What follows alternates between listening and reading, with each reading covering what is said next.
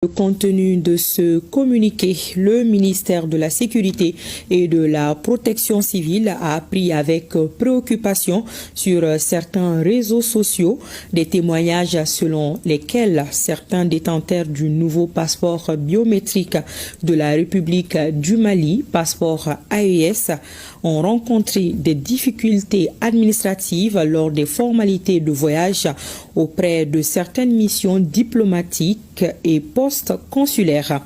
Le ministère de la Sécurité et de la Protection civile précise qu'à ce jour, il n'a pas été saisi officiellement de difficultés relatives à l'utilisation du dit passeport. Il en est de même du ministère des Affaires étrangères et de la coopération internationale. Toutefois, les deux départements ministériels procèdent à une vérification de ces allégations.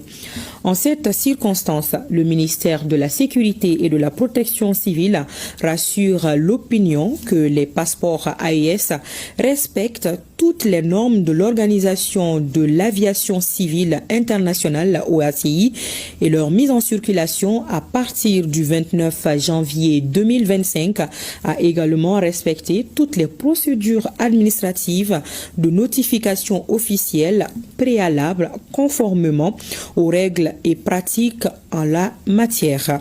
En effet, dès le 22 janvier 2025, l'OACI, l'ensemble du réseau diplomatique extérieur du Mali et toutes les missions diplomatiques et consulaires accréditées au Mali ont été saisies du lancement du passeport AES. Cette saisine a été suivie de la transmission des spécimens physiques. Le ministère poursuit les interactions avec certains partenaires sur des questions spécifiques liées à leurs procédures internes et exigences particulières en vue de lever diligemment toute difficulté susceptible d'impacter négativement la libre circulation des détenteurs de ces passeports. Le ministère de la Sécurité et de la Protection civile invite les détenteurs des nouveaux passeports à le saisir en cas d'éventuelles difficultés. Nous poursuivons notre série d'entretiens avec les représentants